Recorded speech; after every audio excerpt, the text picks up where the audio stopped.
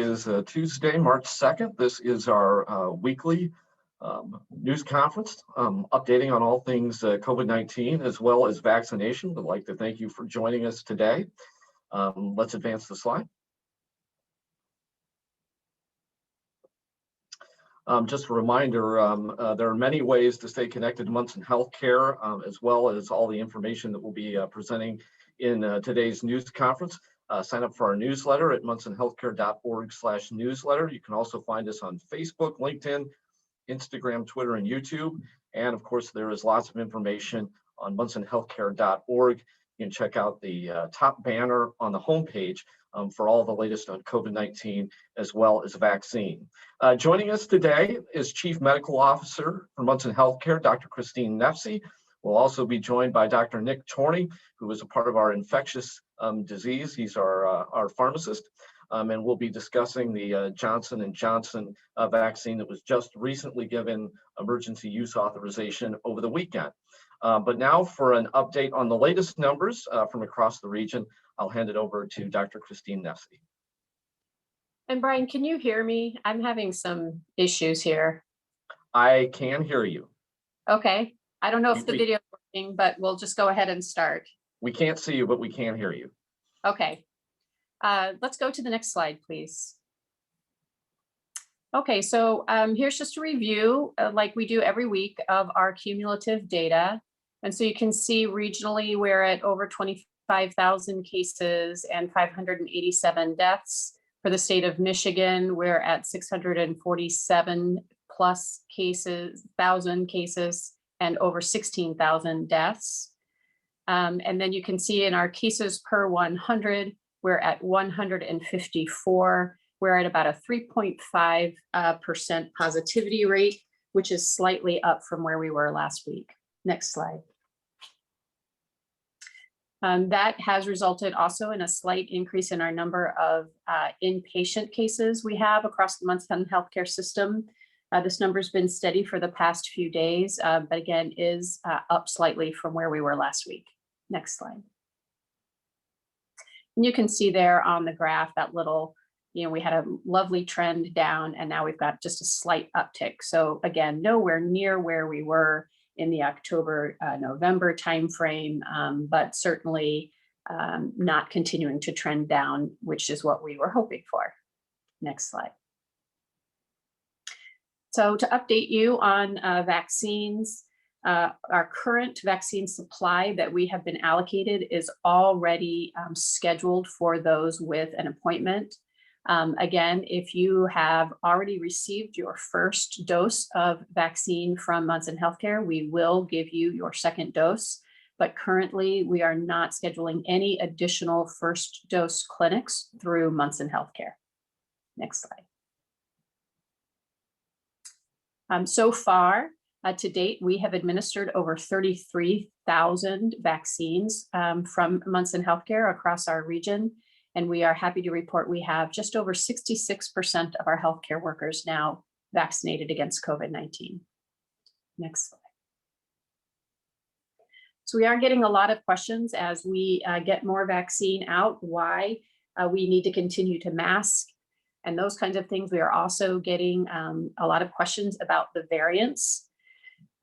So first, it is normal that viruses mutate. So having variants isn't unexpected. But unfortunately, just like much of this pandemic, with these new variants, we don't have all the information we would like. So we do know that there are quite a few of them around the United States and across the world. And we think that many of the new variants are more transmissible than the original version of COVID that we were seeing, and some of them could be less responsive to that vaccine. So it is really important as we learn more about these that we continue our mitigation efforts to stop the spread of COVID-19 by wearing a mask, staying apart by 6 feet, avoiding close social gatherings. Please, if you have any symptoms whatsoever, you should get tested, or if you have suspicion that you have been exposed or have COVID, please get tested.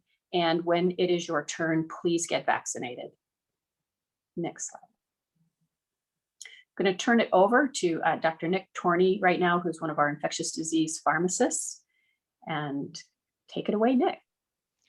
Thank you, Dr. Nefsi, and thanks everyone. So yeah, as Brian alluded to, there's exciting news over the weekend. Johnson & Johnson had, and the FDA had announced on February 27th that there's a third vaccine that's authorized for emergency use in the United States. Again, this is Johnson & Johnson is the company that submitted data to the FDA for their review on Friday. On Saturday is when they made that issuance, and the vaccine efficacy after 14 days after just one dose was noted to be 72% at preventing moderate to severe disease. And really the most important piece of this, and really with any vaccine, is its effectiveness in preventing hospitalization and death, in which case this vaccine did show an excellent effectiveness in preventing severe critical disease and death across multiple regions throughout the world, including South Africa, Latin America, and the United States. Again, it's a one-dose vaccine. They are studying it in a 2-dose series. However, the results of that are not available at this time. So the guidance at this point, and the evidence that we have is based on a simple 1-dose regimen. And the storage of this is very different than our current mRNA vaccines, which, as you know, those have to be stored in an ultra freezer, where this vaccine is stored up to 3 months at refrigerated temperatures. So it's much easier to handle, and it's much less of a logistic concern when it comes to getting patients back in for the second dose. So both all of this to say that we're extremely excited for the release of this issuance from the FDA. As far as how it works, so researchers essentially add a gene or a piece of DNA that it codes for the spike protein for the SARS-CoV-2, and that is inserted inside of a virus called an adenovirus that typically causes the common cold. It's important to note that this research has been going on for decades, where it's called adenovirus vector vaccines. There's actually an Ebola vaccine that has been released and studied in large numbers of people, and as well as research in HIV vaccines as well. It's important to note that this virus does not cause human disease. It's simply used to transfer the genetic material for the spike protein into our cells, which then our cells are able to uh, um, replicate that into a protein, which again is what our body uses to create antibodies. So essentially, the end result is the same as mRNA vaccines. It's just a different methodology, a different strategy to create antibodies and an immune response. And it's important to note too that this DNA does not get integrated into our DNA. So that is also something I wanted to add. And again, just to reiterate, yes, this is a virus, being an adenovirus, that does cause a common cold, but it will not make the individual ill because of that virus. It does not integrate into our cells and replicate. Okay, next slide, please.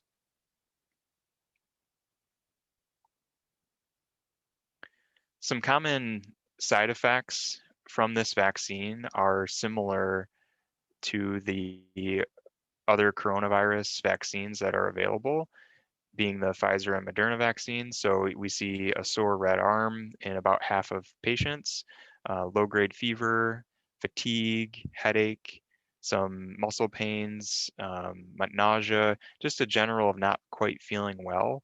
And I think the most common report of the highest reported is a sore arm, which in a population of 18 to 59-year-olds occurred in about 60% of patients.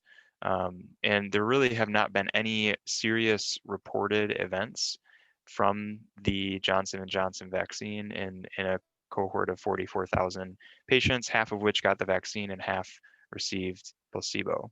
So all of this is again,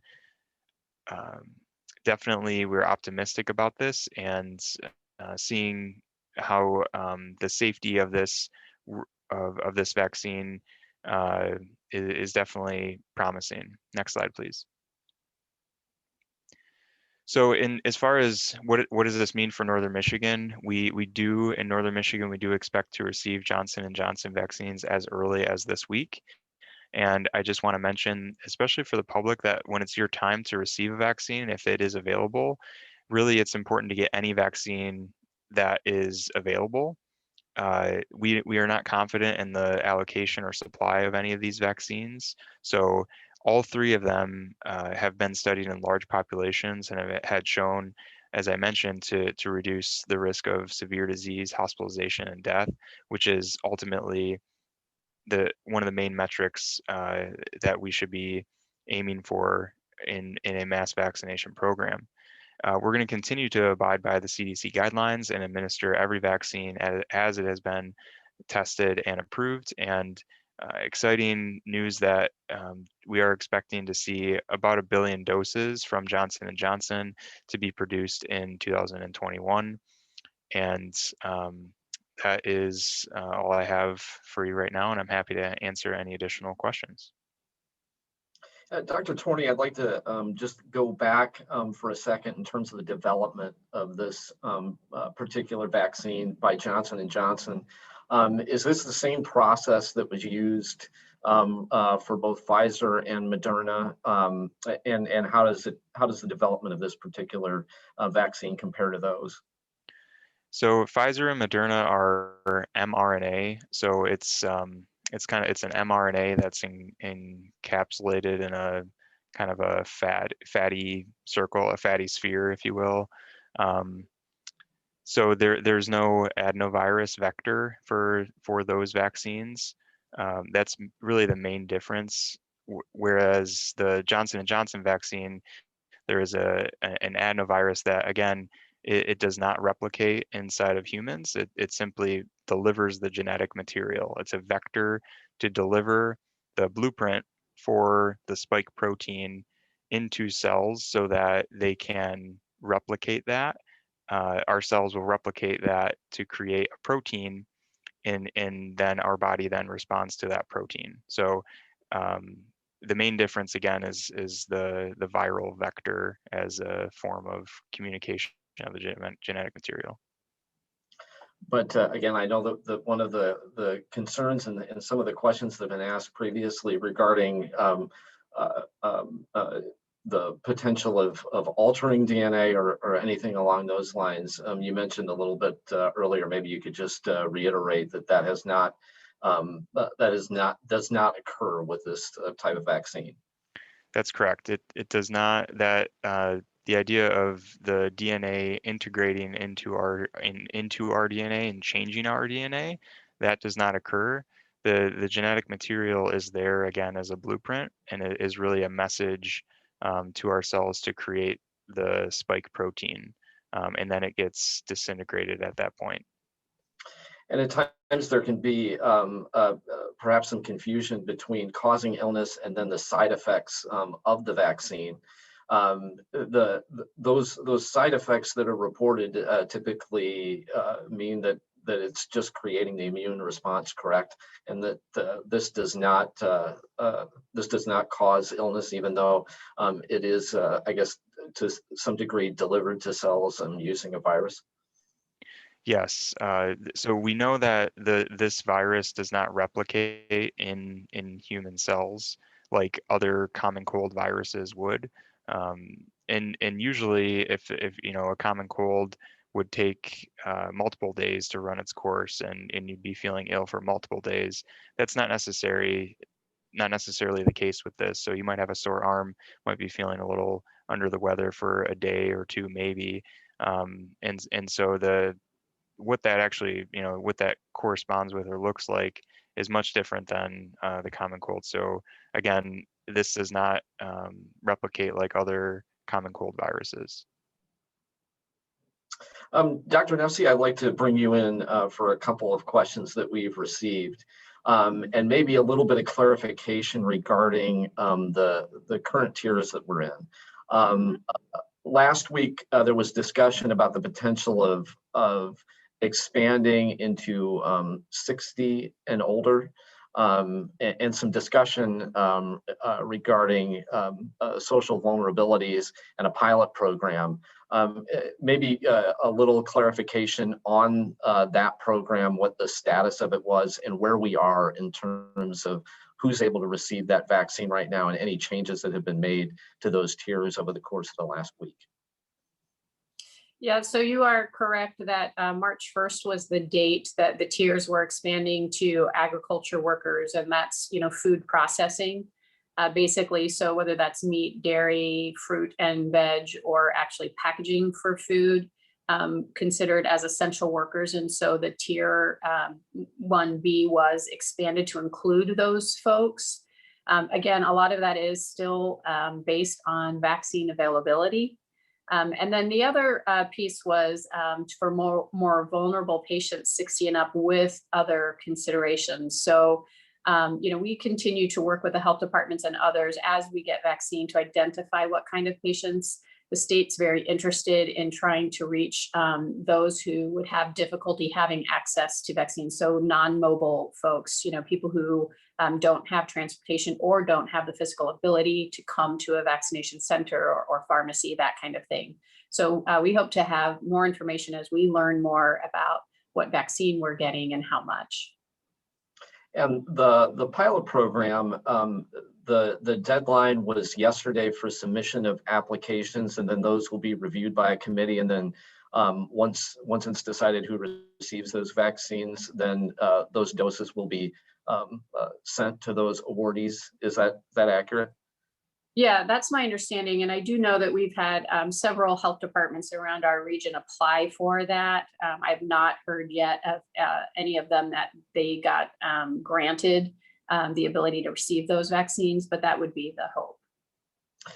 With the expansion of some of those people into the current tier, the follow-up question is how do we manage the new tiers with people still in those earlier groups waiting for their vaccine? Yeah, again, so much of this, Brian, does depend on how much vaccine we are allocated from the state. And, like I said, I think last week, regionally, as far as a proportion of the population of Michigan, we're doing very well in that regard. That being said, we do hope that the state health department will expand tiers more liberally here in the future so that we can give vaccine much more broadly. And as we expand those tiers, folks that were eligible early on, so healthcare workers, as an example, who either chose not to get the vaccine or changed their mind or had their circumstances changed so that they want it now, are still available. Dr. Torney, I might bring you in for this, and would certainly like comment from Dr. Nefsi as well. In terms of our vaccination clinics, or even perhaps what we might know about vaccination clinics from the health departments, how much extra vaccine has been available at the end of those clinics, and how is the planning process to make sure that those extra doses are as limited as possible? So I can't speak to the health departments per se, but I know we in our Munson Healthcare pharmacy department, we discussed this at length, and there is a lot of work that goes into at the end of the clinic, making sure that those doses are not wasted, or if waste is there, it's limited. And I can safely say that at the end of those 32,000 doses or 33,000 doses that were administered, really a handful of that, a fraction of a percent had to be wasted just because no one is available at the time, and the vaccine is only good for a couple hours at that point. So we try every effort. Sometimes it takes multiple hours to determine and to give or to find individuals for those vaccines, in which case we do. Yeah, having been at some of those vaccines, typically people kept a pretty active list of, say, hospital volunteers or people that were scheduled to come in, the next day, and see if they could come in early. That was really how it was managed. I mean, they plan out very well, and we had a very low no-show rate. So for the most part, we had it very well planned as the number of people that were coming in and the number of vaccines we had and thawed. And as Dr. Turney said, there were just a handful typically, and we did have a list that we would call people who were sort of on standby to come. Obviously, following the rules of the health department, as long as they were eligible, that kind of thing. But we wasted very, very few vaccines. I guess I would pose this question to both of you, and I'll start with you, Dr. Nefsi. When we talk about the Johnson & Johnson vaccine, from a logistics standpoint, how big is the advantage? It's huge. It's very, very big. I mean, there's the logistics of storage, which we've talked about quite a bit here, and thawing and time and all of those kinds of things. But there's also, the logistics of just managing one shot rather than two and a specific time apart and all of that kind of thing. So, the approval of the Johnson & Johnson vaccine is very beneficial for the people of Northern Michigan as far as increasing access to vaccine. Dr. Torney, anything to add? Yeah, I would just comment that in addition to what we've already said, it's a 5-dose vial, which is even easier to deal with compared to a 10-dose vial of a Moderna vaccine. So there's even less of that logistic issue at the end of a clinic per se. Have we yet found out how much of the Johnson & Johnson vaccine will be coming to Northern Michigan and how that will be allocated yet? We have not. I have heard some rough numbers about how much the state of Michigan would get, but we have not received information about exactly how much we will get of Johnson & Johnson or our health departments. A question here just regarding with the addition of this third vaccine option. To what degree is this going to help us pick up the pace, understanding that availability is going to be the first challenge? But I guess as we move through the month of March and through the spring, how will this help us amp up getting shots in arms?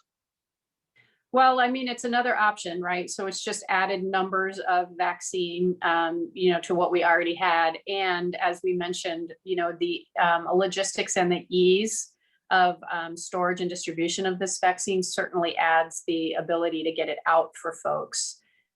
So it's nothing but good. The more vaccine we get, whether it's choices, different manufacturers, the logistics of the supply chain, all of those things all come together. So, we just are hopeful that we will continue to get a good supply of all three of the approved vaccines to administer to as many people in Northern Michigan as we can. Shifting away from vaccine for just a moment here, and I know that there has been a lot of discussion in the state of New York regarding nursing homes. In the calls that you sit on with the state and regionally, where are we with the status of vaccination in nursing homes in Northern Michigan? And are we fairly complete with that process or still a ways to go? Well, I can't speak for the rest of the state. I know that in our facilities here, it's certainly been offered to everybody. Many of the residents of those places did accept the vaccine, and I would say a good number of staff as well. But again, there's no requirement or mandate for this vaccine. So there, always are a number of people who choose not to get the vaccine. So it's certainly not 100%, but it has actually absolutely been made available to everybody who has the option to get it. Dr. Torney, a question here regarding the Johnson & Johnson vaccine. If you get the common cold, would your immune system kill the virus that's actually delivering the vaccine or that protein to your cells? Yeah, that's a great question. And so the idea of this, the viral vector, is that it is different than the common cold. So your body should not mount an immune response to that viral coating itself and destroy that. And so there is, although that is a theoretical concern, the idea is that you haven't seen this virus before. And again, it doesn't replicate in humans, so the risk of that should be minimal. And I don't know, not being a virologist, it's kind of what I've read on the matter. But I don't know if Dr. Nefsi has anything to add to that question. I think you summed it up pretty well. I mean, the way the immune system works is different with a live virus than this. So they're designed so that kind of thing doesn't happen. Dr. Torney, I'll bring you back into this question. It's previously been said that the Moderna and Pfizer efficacy rates would have been lower if they had been tested at the same time as the Johnson & Johnson. Is that an accurate statement? So I don't know if that wording is accurate. I'll say that the timing of when the Moderna and Pfizer vaccines were studied were in the summer months. This was before a lot of the variants were circulating, and it is hypothesized that if you're going the high efficacy rates of those vaccines in that time frame, in addition to those two vaccines being 2-dose vaccines, that is partially the reason why they have a very high efficacy rate. If the randomized controlled trial with those two vaccines were studied during the same time as the Johnson & Johnson vaccine, it's unknown what the efficacy rate would be. I've just read that there are hypotheses that the rate may have been lower because of that reason. But again, this is speculation, and in theory, there's no hard evidence in a randomized controlled trial to back that up at this point. Dr. Nefsi, with the addition of the Johnson & Johnson vaccine, does this mean we can or should choose which vaccine we get at this point? Honestly, what we know is statewide, nationally, and globally, there is not enough vaccine for everybody to get vaccinated. So my advice would be, if you have the option for any of those vaccines, you should get it. What we know, percentages and all of those numbers aside, is that all of these vaccines are very, very effective at preventing serious disease. And when we say serious disease, we mean, being hospitalized, being sick enough that you end up in hospital, or God forbid, you die from this virus. So, if it were me, my family, any option for any three of those vaccines, I would take it. I want to go back, Dr. Nefsi, to what was discussed at the beginning, and seeing a little bit of an upward trend in terms of cases and even hospitalizations at this point. Mm-hmm. What is the concern right now? Do we have an idea of what's causing that trend, and what should we be looking at moving forward? Yeah, it's always hard to exactly pinpoint it. We had projected, if say people were having Super Bowl parties, when would we see an increase in numbers? And this is about it. It's hard to say that's, this is a Super Bowl surge. I think what we've also seen is people are tired. They are tired of masking. They're tired of staying away from loved ones. So we're seeing a little bit of laxity in people sort of sticking with those recommendations that we've been doing for granted a long time. We also opened up a little bit more. We've got sports going on in high schools and other places. Our restaurants are open. So, it's really hard to pinpoint exactly this is the thing that has caused the rise. Timing wise, it is, somewhat about the right time from Super Bowl Sunday, but I wouldn't chalk it up completely to that. It's probably a combination of factors. So what we should look out for is a continued increase in that trend. I think just really, I know it's hard. It's kind of the end stretch here with more vaccine coming out. We really, if we did this right, could get a lot more people vaccinated before we see, impact of these variants like, they saw in the UK and these other places. So I just would implore people to sort of stick with what we know works, and that's the masking, hand washing, and social distancing. And again, don't blow off testing. If you think that you've come into contact or you have symptoms of COVID, you should get tested. You should quarantine if you're positive, even if that means you're not wrestling or playing sports or going on spring break or seeing your family. And when you have the option to get the vaccine, please get it. A question here regarding schools, and I know that in our region, we've seen a number of schools reopen to face-to-face and have been so for some time.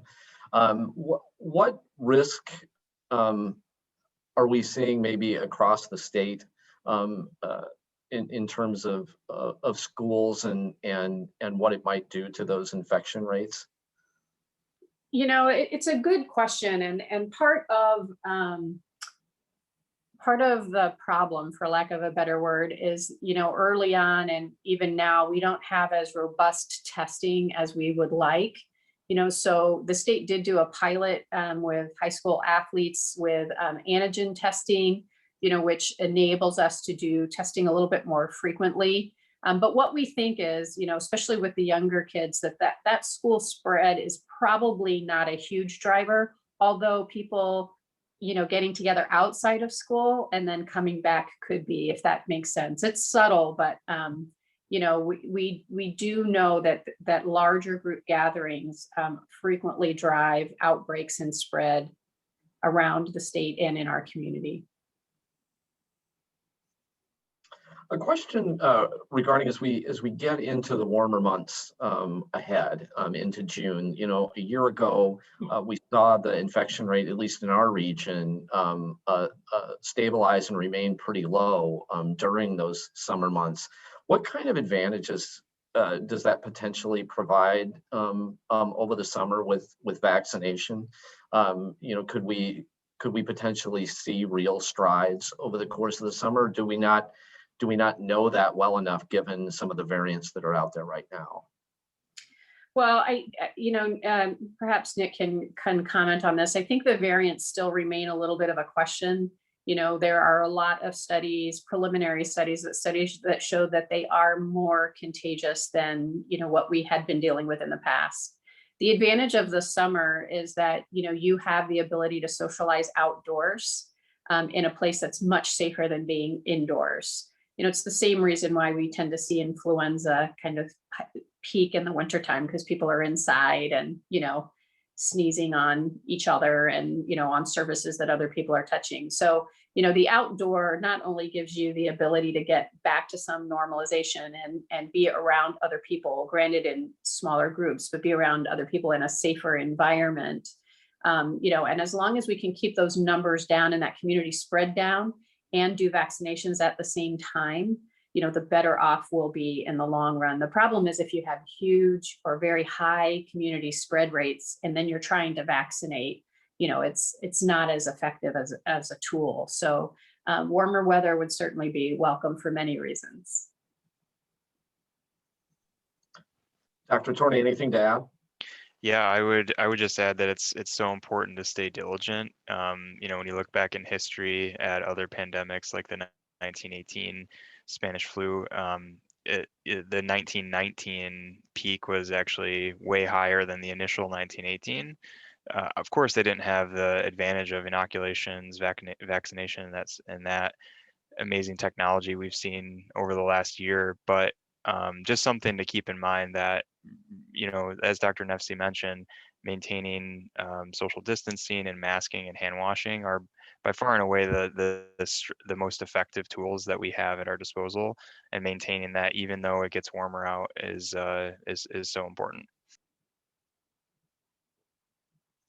Wanted to bring up another question here that came up regarding the Pfizer and Moderna vaccine, and maybe even more specifically the Pfizer. A little bit of discussion as to whether one dose was a little bit more effective than originally thought. That first dose. What is the current thought on perhaps using just one dose of the Pfizer, and what is the current direction from the CDC? So the current direction is to use both the Pfizer vaccine and the Moderna vaccine as it has been studied in a 2-dose series. These vaccines are given to all healthcare facilities and health departments and pharmacies from the government, and it's really up to us to use it as instructed by the FDA and the CDC, which is a 2-dose series. And although it is promising, some of this data indicating one dose is I mean, of course, one dose is certainly effective, and we know of over 50% effective after one dose is likely the case. However, again, it's important to maintain the dosing interval in between the first and second dose for both those mRNA vaccines. Another question, and I think this is speaking broadly about vaccinations, whether it's Pfizer, Moderna, or Johnson & Johnson at this point. When is another dose required? Do we have any sense yet as to whether we'll need a booster a year from now? Kind of looking down the road, and what is the discussion, if any, right now? Yeah, so I'll start and let Dr. Nefsi chime in, but I think it's too early to tell the frequency at which a booster would be needed, if it's needed. We don't know the durability or duration of the immune system's response after a full vaccine series. It's likely that we'll need a booster. It's just we're going to need more. We're going to need science to catch up a little bit when it comes to the cadence of the vaccine series.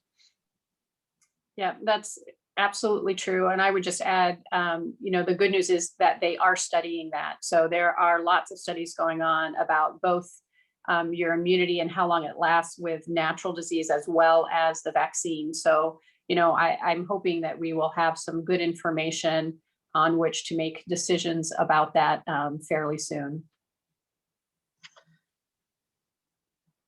Yeah, looking at another question in regards to reopening and more specifically reopening schools. When those decisions are made, how do we balance health considerations with educational considerations in terms of making those decisions? And I guess that you spoke to it a little bit earlier, Dr. Nefsi, regarding the level of spread that we've seen in the schools. What we've seen so far, particularly in our region, would it indicate that this can be done safely and effectively? I mean, I think that it's really hard to know and kind of dependent on the virus and how quickly it spreads and how it spreads and all of those kinds of things. So, if you're talking specifically about the COVID vaccine or the SARS-CoV-2, we made those decisions based on that variant early on.